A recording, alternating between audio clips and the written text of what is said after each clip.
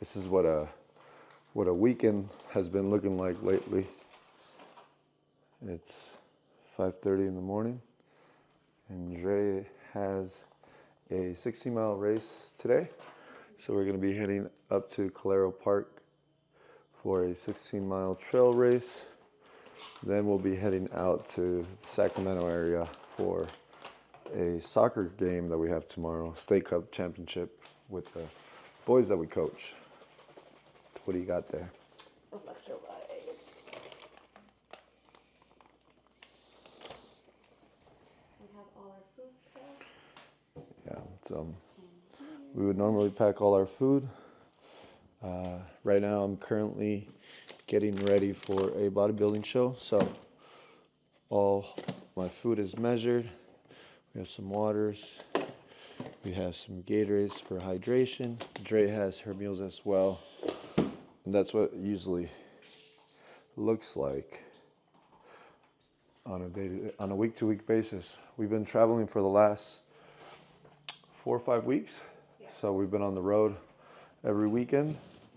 We've been sleeping at a hotel. So this is the system that we've developed over the last few months of travel, and it's definitely challenging to stay on top of the food, but we've made it happen. It's taken us a few tries, and each time we go and travel, we just try to make it better, right? We assess what we do, and then we improve it.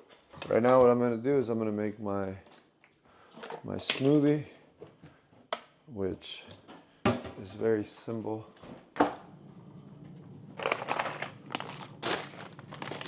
Usually, it's going to be about 36 grams of protein powder. You'll have about 40 grams of ground oats, and then about 300 grams of berries. I usually have this every morning when I coach. And usually have it around like 7 o'clock, and I try to be very consistent with my eating times.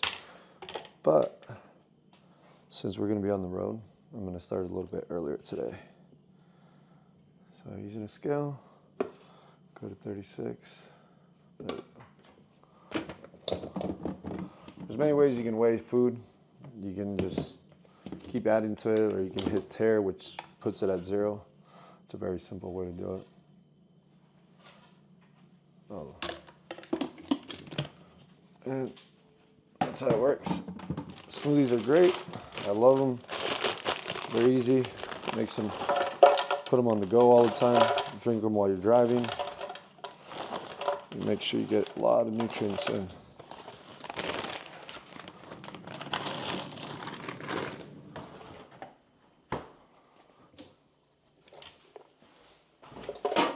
First time blogging, so we have no idea what we're doing, but we're gonna give it a try.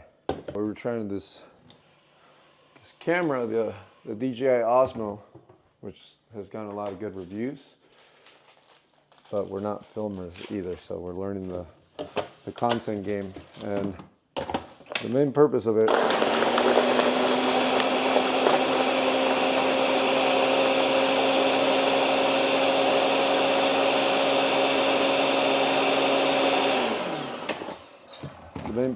has been to try to do a little bit more content, more longer format, and try to show people a little bit of the behind the scenes of what goes on in our daily life.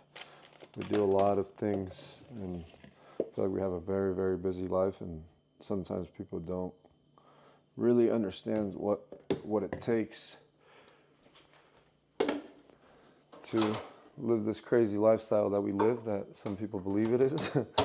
But our goal is to continue to inspire our community so that they can create change and they can chase their dreams, and this is part of it. I'm gonna eat my oatmeal now, and then in about 5 minutes, I'm gonna go get the boys. What we've learned on these trips is when we have to wake up early before either wake up, everything needs to be packed and in the truck, and they're the last ones to be up. They're gonna go in their PJs and get them in the car, and then we go. There's been a lot of mistakes that we've made, but every time that we travel, we get a little better at it, and we've gotten pretty good at getting our system down. So food is prepped the night before. I have a basket where I have all our dry food, and a cooler our meal preps, and those are the only things that we take, and all our clothes fits in one bag. So it's easy to carry once we get to the hotel. So I'm having 1 pack of oatmeal. I'm gonna be running, so we gotta start carving up, and let's go time.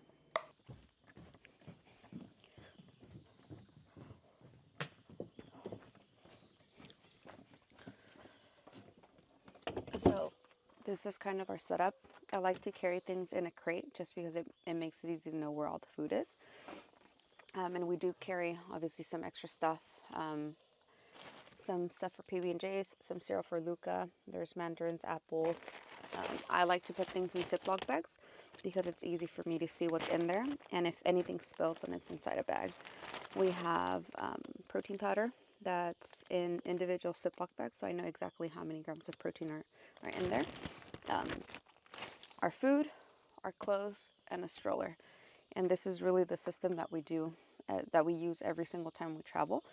The less stuff you take, the easier it is, one, to carry, to unload, but also to clean up and organize once you get back home, which can add a whole lot of stress after a weekend of traveling. Look at this beautiful place.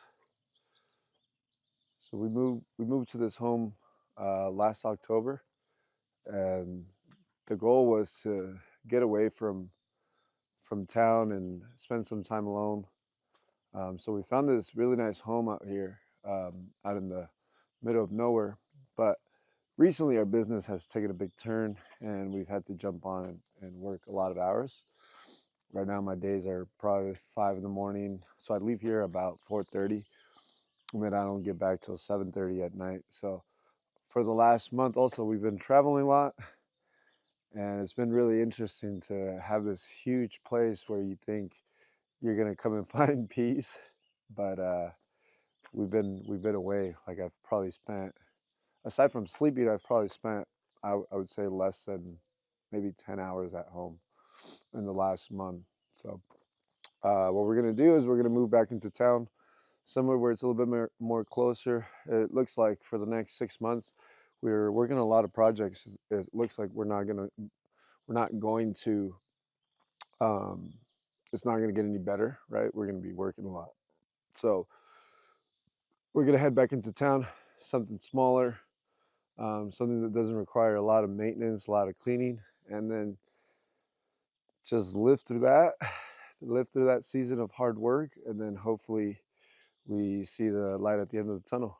Going over to grab my bib. Race is going to start at 8 a.m. and it's 7.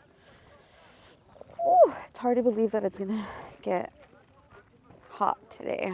It's about 55 degrees, and it's supposed to get up to the high 70s. I am gonna eat my bagel, drink a little bit more water, pee, get my vest ready, and mentally prepare to go out and run a couple miles. Should be fun. Picked up my bib. I got some cool little refreshment packs. I have my number, and the most important part, some pins so they don't fall off. And there's only 3 people running the 25K distance, and elevation is up to, I think, 3,000 feet, and I have 6 hours to complete it. So if I were to come in after 6 hours, then I get disqualified, and that's that. So my goal is to finish around 3 hours, but I've never done this trail. I don't know what the hills look like, and that's the fun part about these runs, is that you don't really know what your time is going to be, because it's really hard to base your previous race times. A flat run, a road run is very different than a hill run, and with the heat, that can just throw off a lot of things. So It could easily be, oh, I think it'll be 2 hours, and then all of a sudden you finish in 4 hours. So that's a fun part. I'm gonna have fun with it.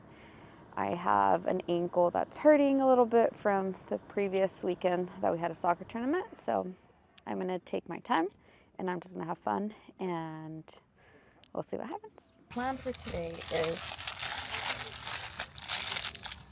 one of these guys every 3 to 4 miles and honey.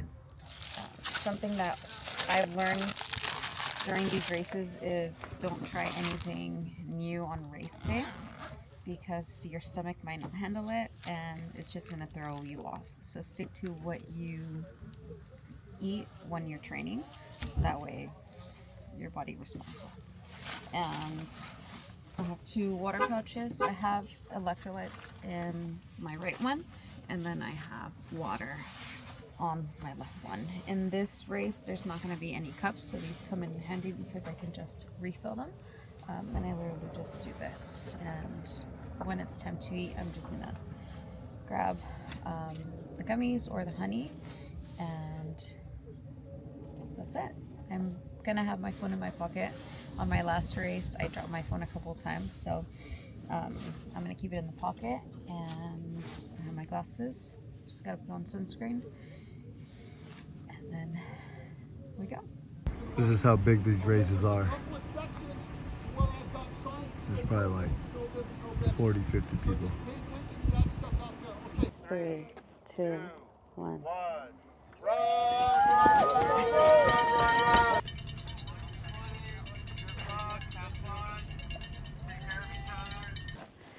All right, we're at mile almost 2, but it's the first set of uphills.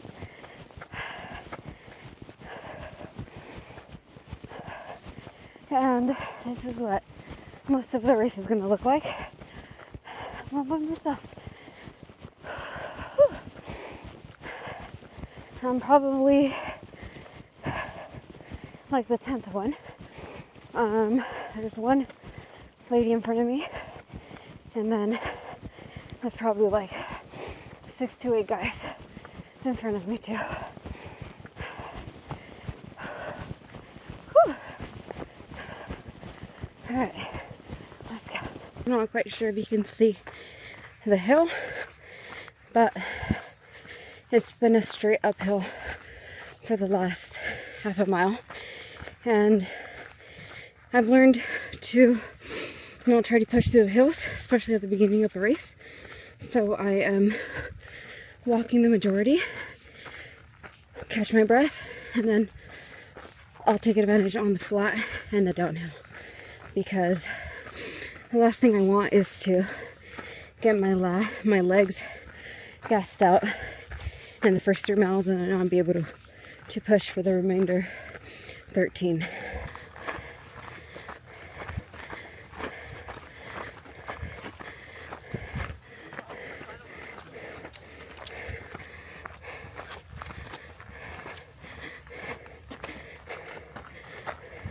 I'm a little over 3 miles in.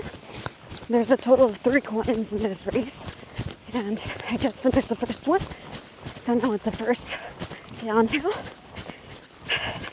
2 more to go. I'm walking the majority of the uphills, and it's starting to get warm, so I'll be taking this jacket off soon. I'm also about to have my first set of gummies. Let's go. All right, we are at mile 5, route 6. At mile 5, there was an aid station. I had a salt tab, a few potato chips. There's 2 up ahead, and some electrolytes and a handful of my gummies. And now the second uphill begins. Pretty gassed by the uphills, but my legs feel good. The downhill, surprisingly, have been somewhat the hardest because I don't know how to brake, and I'm afraid that if I lock my knee, I'm gonna eat it. So those have been fun, but my shoes, I'm wearing some new Ultras, are really comfy. They have a wide toe box and they have plenty of cushion. I have a flat foot, so it helps my foot. And I think that's it for now. It's starting to flat out, so I'm going to start running again. Probably the 3 were the hardest. And I think this is when you realize that even if you have a game plan, you don't know what it's going to be like until race day. I've never been at 3,000 feet of elevation during the race, and it's challenging. I thought my miles were going to be at 12 minutes, and right now there's one at 18. So I'm not going to look at the watch. I haven't even looked at my heart rate. I'm just going to run by feel. Listening to the beep just to know what mile I'm at, and we're going to finish. All right, we are at mile 7, and this one is up and down, up and down, up and down, up and down. It's a really pretty day. The heat's not bad yet, so that's nice. This part has a lot of trees, so there's a lot of shaded area. And it has less steep uphills like the first 5 miles. So that's also nice. Legs are feeling good. My ankle is not hurting too much. I've had a few downhills where I've had to stop, not stop, slow down, just because it's really easy to catch speed. And the last thing I want to do is eat it, especially because we are testing this new camera. It's been really cool running into the people that do these races, because for me, like, the first 3 miles, for some reason, are always the hardest, maybe because the body's warming up and you're getting into it. But hearing these other people talk about, just have like casual conversations and talk about what race they're gonna do next and which one they've done and the last time that they did this race, like, really gives you perspective that even though you might think it's hard, and even though you might find it challenging to train for these things, because, for example, I can say, oh, I have 2 kids and we have a business and I'm super busy. But guess what? There's other people out there that also have it hard and also find a way to put in the time and to come out and do something that they enjoy, or do something that's challenging. So it's been a fun race so far, and I've met some cool people that have done 50 milers, 100 milers, 200 milers, and they're all older. So it's been fun. All right, I'm gonna shut this off because going downhill. Let's go. 10-mile mark. The last 1.5 miles was a little confusing because there aren't trail markers all the way, and there's different races and different loops and different ribbon colors. So, for example, the first 3 miles, I was supposed to follow the orange, then the next 10 miles, follow the blue, then follow the pink. So there was a little bit of confusion because it goes from you seeing ribbons to you not seeing ribbons, and you gotta hope that you're on the right trail, or else you have to go back. I got to the second aid station and I was trying to pull out my phone from my bag. My zipper was stuck, and I was there probably like a good 3 to 4 minutes, even though it felt I was there for like 10 minutes. And I saw 2 people catch up, and I was like, fuck, I shouldn't have stopped. But I need my phone because I need to send Christian my location so he knows when I'm about to finish. So now I'm on the last 6 miles, and the guy said no ribbons for 1.5 miles, and I got to an intersection where I was like, fuck, which one am I supposed to follow? and I just went straight. And thankfully it was the right one because I saw another pink ribbon up ahead, like half a mile in. So we're almost there. My right leg is hurting a bit, but it's okay. I'm almost done and can't wait to cross the line and have something cold because it's really hot. All right, we are at mile 12.3. At mile 13, we get to the finish line. We loop, and then I just have 3 miles left. Christian should be at the finish line with the boys, so it'll be nice to see some smiles. And we're almost done. All right, we're getting close to mile 14. Woo! My right groin is aching. It's always the last couple miles that really test you and make you wonder, why did I sign up for this? But I got to see Christian, Luca, and Leo at the finish line where the loop was, and that's what keeps us going. So we got 2 miles left. I just had some honey. I finished all my electrolytes, and it's time to wrap it up. Let's go. Ahora sí, córrele, date la vuelta, let's go. Let's go, Luca. Vamos, Luca, vamos. Córrele.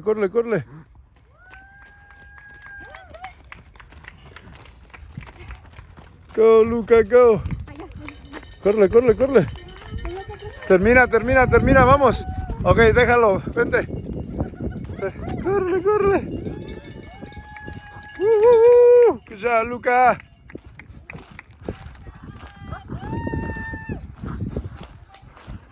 What's the number on your fit? 389. I feel. Good. It's definitely challenging. How did you do? Good. Leo. Good morning. So we are all packed, ready to go. We have to be at a soccer game by 9. It's 8. Packed everything. This hotel offers complimentary breakfast, and that's a perk that we like because it's just easy to eat something here versus having to go out and find something, especially for the kids. So we're gonna pack our stuff, have a bite, and then head out and